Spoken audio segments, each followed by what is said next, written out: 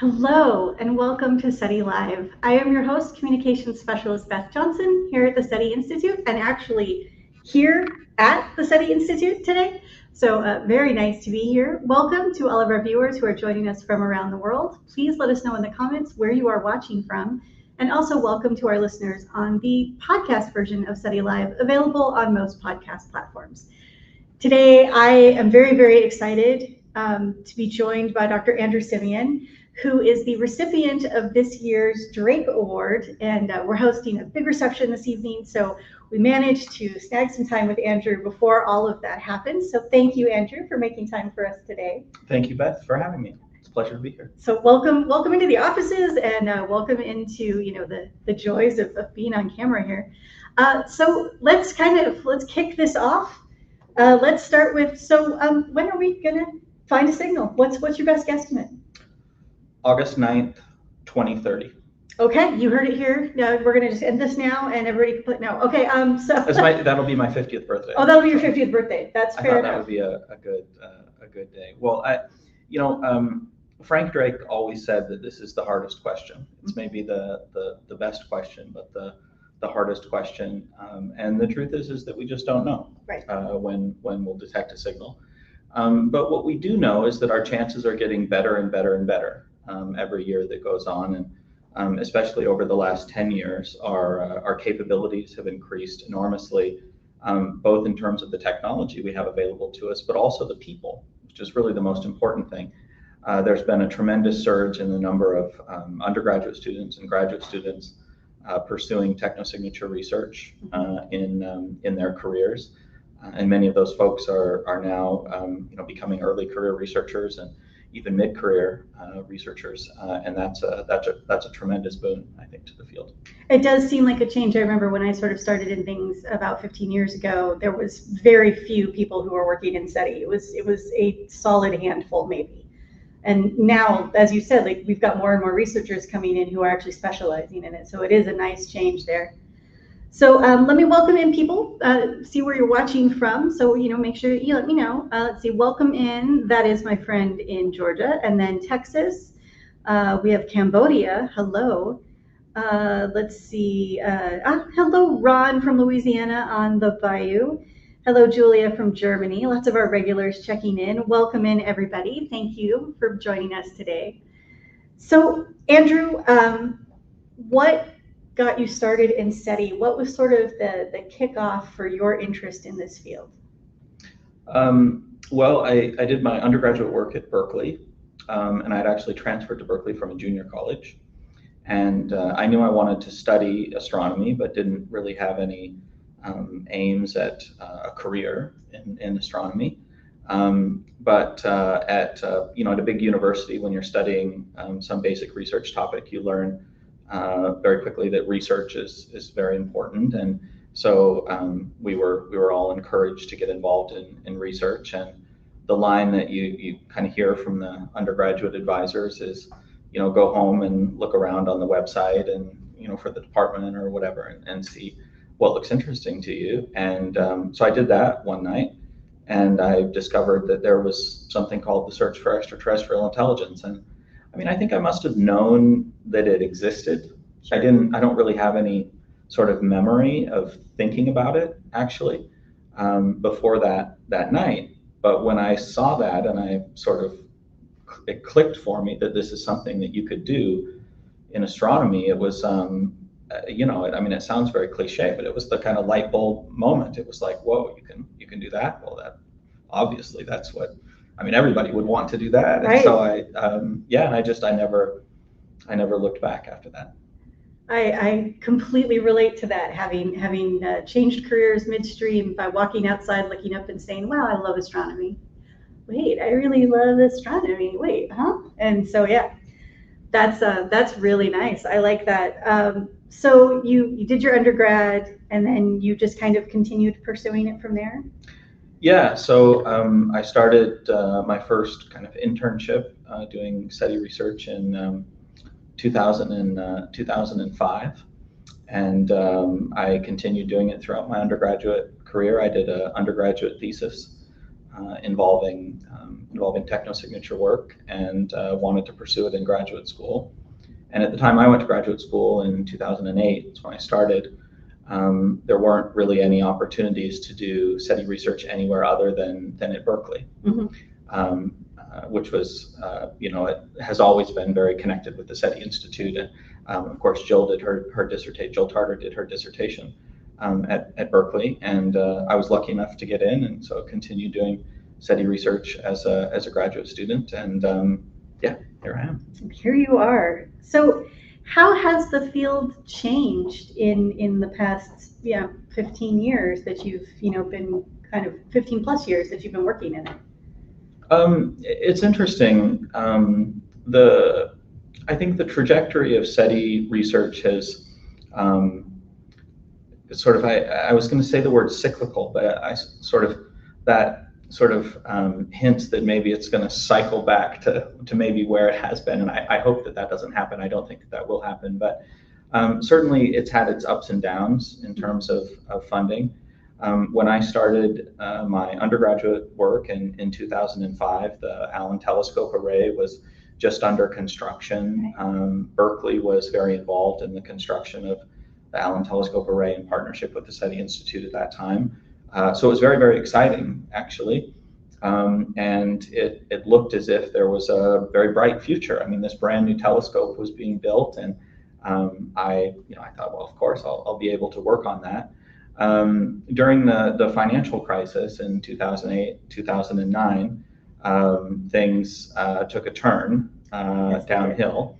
And of course, as probably many of the viewers here know, the Allen Telescope Array went into hibernation for a period, and kind of struggled to get back the momentum as to where it was. And at that time, there wasn't really much else going on. And so by the time I finished graduate school in 2012, the prospects to be able to continue doing research in the SETI field were pretty bleak, actually. Yeah.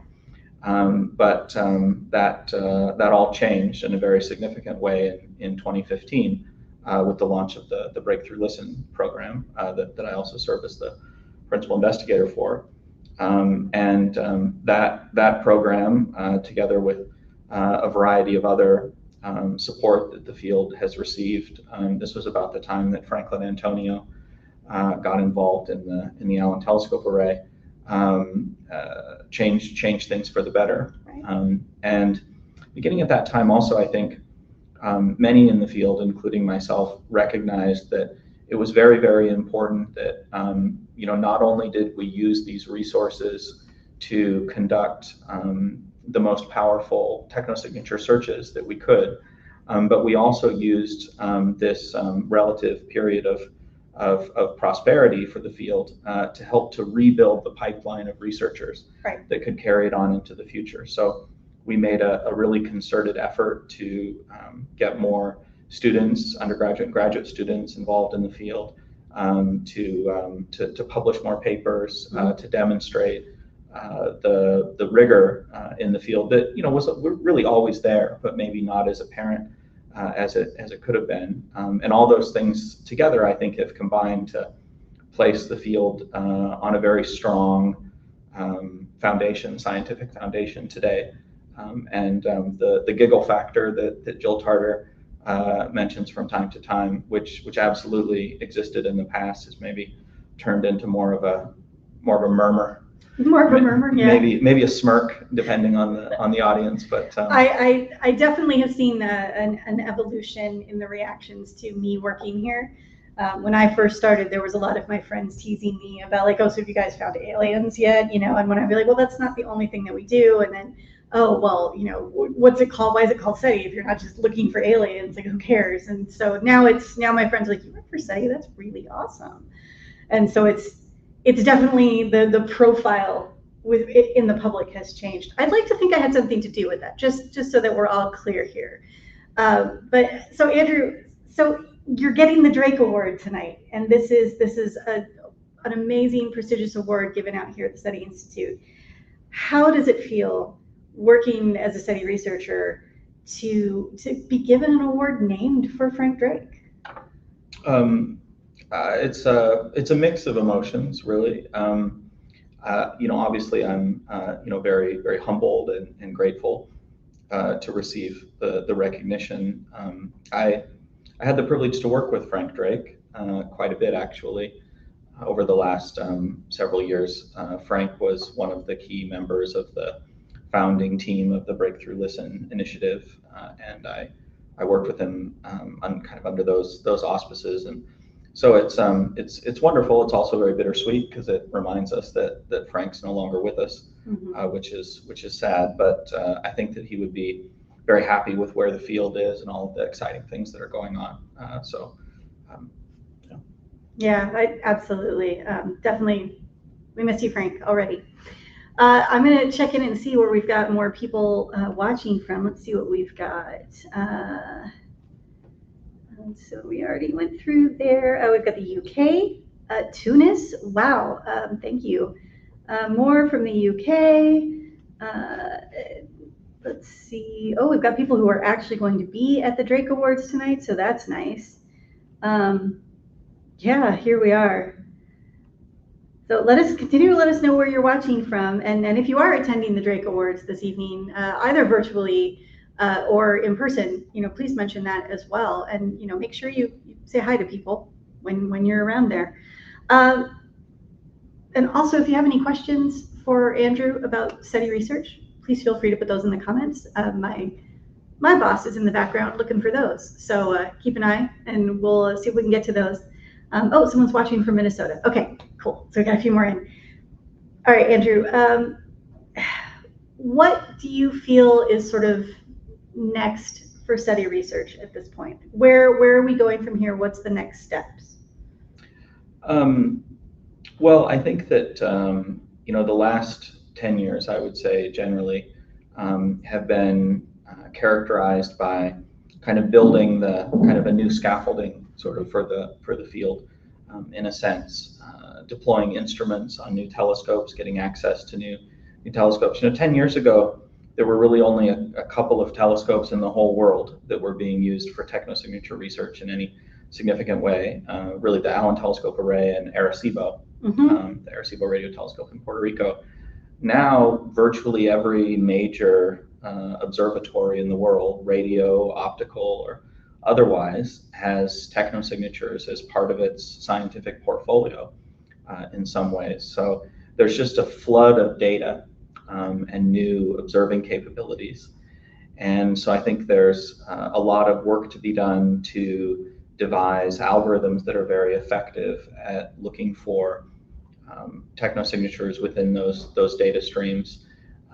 Also, there's a kind of a trend towards thinking about technosignatures more generically than we have in the past. So rather than concentrating on particular kinds of radio emission, narrowband radio emission, for example, that's consistent with our own technology, we now look at kind of generic properties of electromagnetic radiation that's produced by technology in terms of how it compresses energy in time or in frequency. And we're developing algorithms, many of them using the kind of modern machine learning and artificial intelligence methods to look for those things much more effectively. That also involves kind of generically anomaly detection. So looking for electromagnetic emission that is inconsistent with the expected astrophysical background. So we sort of take an observation of the sky and we remove all the stars and all the galaxies and all the exoplanets and quasars and pulsars and masers, all the kind of stuff we know about. And then we look for like what's the interesting thing that's left over, rather than having to presuppose a particular kind of signal. We're also thinking more generically about types of technosignatures, even beyond direct electromagnetic emission from technology. So things like industrial pollutants, for example. A huge area of astronomy now is studying the atmospheres of extrasolar planets, planets around other stars. And so those observations have detected water and oxygen, those kinds of things. They might also detect molecules that we don't think are easily produced naturally, like chlorofluorocarbons or sulfur hexafluorine, other kinds of things. So that might be a very interesting avenue to explore as well. And there's also I think, a new kind of surge of effort around looking at large structures like Dyson spheres, Right. Those kinds of things as well. And many of the modern observatories we have now are very effective at teasing those things out too. So there's really been just a kind of a proliferation of types of technosignatures to look for as well. So it's really, I think, an incredibly exciting time to be involved in the field. And I think for researchers that are interested in getting involved in this, be they young people, early career researchers, or even seasoned scientists that maybe have been doing something else, there's a lot of kind of so-called low-hanging fruit to be done. There are a lot of searches that could be done that are relatively straightforward to implement and could be very constraining. So one of the things that you worked at Berkeley, obviously, for most of your career in one fashion or another. I know you guys are going to ask. I know you're going to ask. I'll ask. So what's the situation with SETI at home? Because everybody wants to know, and they always ask me, and I'm like, that's Berkeley's baby. It's on hiatus. What's the situation there? SETI at home is in hibernation. I think is the word that's used. The program processed a tremendous amount of data, generated quite a lot of detections, and those data are in a database and are being sifted through. I think that there is going to be a sort of future role for distributed computing and citizen science in SETI. I think SETI at home has inspired a number of other projects actually that are doing kind of similar kinds of things at engaging people. I think what happens with the SETI at home brand, that sort of particular project, is I think kind of to be determined. But if, like you and probably many of your members of your audience, have an enthusiasm for seeing it sort of do something new in the future. So stay tuned. Stay tuned. Good, because we get asked that all the time, and I had it running on one of my computers a long time ago, and there's something about that screensaver that just filled your heart with joy, I think. And so it's nice to know that we really did process a ton of data on it, and now you all have to figure out what we all processed. Yeah. And that's going to take some time. So I'm starting to see some questions coming in. So let me see what we've got here. Okay. Well, Zapfan, I answered your question about SETI at home, so there we go. I told you, I knew they were going to ask. Luke Harding is asking, what is the furthest distance this tech could reach within a realistic time frame of discovery of something potentially new, and how much coverage can be observed at one time within the sky? That's a two-part question there. Okay. So let's see, sort of how, maybe one thing just to kind of level set a little bit. All the electromagnetic radiation that we receive in SETI experiments travels at the speed of light. So we can only see signals out to a kind of particular distance or particular time. In other words, we would have to have had a civilization that existed for at least say 100,000 years, for example, for us to be able to detect it across the galaxy, say. And our electromagnetic emission leaving the Earth also travels at the speed of light. So another civilization looking at us we could only be seen out to about 150 light years or so, the length of time that we've been emitting artificial electromagnetic radiation from Earth. Another kind of related question is how far away could you see a civilization like the Earth?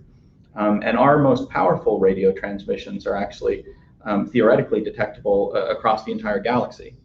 So if we had the right circumstances, if one of a radar of the same power as our most powerful radars on Earth were being transmitted in our direction at the right time from the other side of the galaxy, we could detect that with our current generation of experiments. In terms of how much can be observed in a given day with a given telescope, it depends very much on the telescope.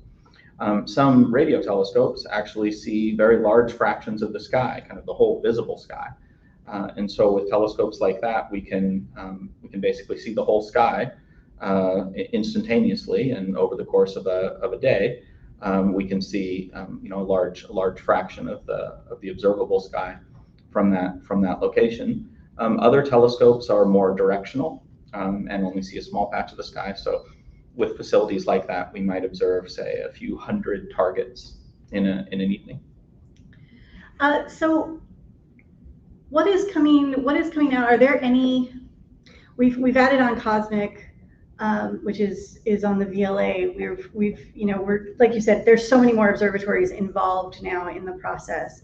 Is there anything coming up, either launching or building here on Earth, that is exciting to you, that's going to add another layer to the mission, to the research?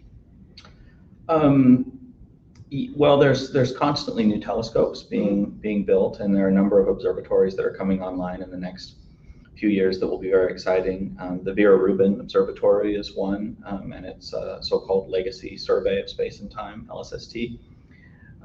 This is a large optical telescope being constructed in Chile, and is designed to do optical surveys and will revolutionize all kinds of astronomy. Will detect all kinds of optically variable objects in the sky, will detect tens of interstellar objects like Oumuamua per year, which is very exciting. These are very interesting targets for our technosignature searches, and will be a great anomaly machine. It has a very kind of generic kind of pipeline associated with it, so it might find some new things that we completely didn't expect.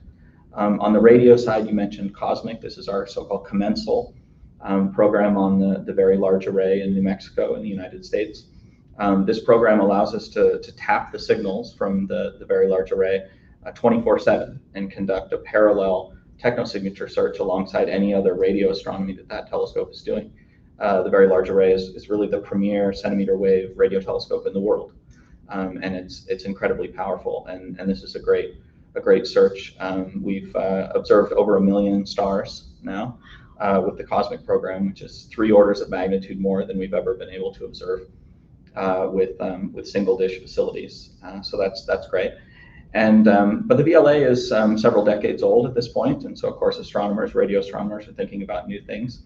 There's a plan for something called the next generation VLA, which will improve significantly on the sensitivity and angular resolution and the frequency coverage of the existing VLA. And our Cosmic system is very much a prototype for a similar system that could exist on the next generation VLA. Internationally, there's kind of a parallel effort to the NGVLA called the Square Kilometer Array, which is already under construction in South Africa and in Western Australia. And we're also very involved with that observatory and with those precursor telescopes in those countries. And we already have a system on both precursors to the low frequency portion of the Square Kilometer Array in Western Australia and the higher frequency portion in South Africa. So all of the techniques that we're developing with the telescopes we have now will be directly applicable to these other facilities. And the really unique thing about observing commensally with these radio telescopes is that, as I said, we do with Cosmic, we can observe 24 hours a day, 7 days a week. With a radio telescope, you can take the data that comes from the telescope and you can copy it many times, as many times as you like, and send it to different astronomers to do different kinds of science. You can't do that with optical telescopes, but that enables our searches to be very powerful and very efficient in terms of the cost, because we don't have to use the telescope exclusively. It's definitely a huge paradigm shift from when we both basically came into the field in the late 2000s with, there's Allen Telescope Array and barely that. And now I feel like every few months we're having another press release about we've added this new technology, this new search, this new capacity, new people. And I really am hopeful for what the future holds for SETI as a whole. So, and you have been, between Berkeley and breakthrough and here at SETI, you've definitely been sort of at the forefront of the leadership on that. What is next for Andrew? What happens now? You're getting the Drake Award tonight. What happens? Where do you go from here? Well, there's a lot of work to do. There's a telescope that was just built in Thailand, actually, and so a few weeks after the Drake Award, I'll be going out to Chiang Mai in Thailand and visiting that telescope to help build a SETI program there.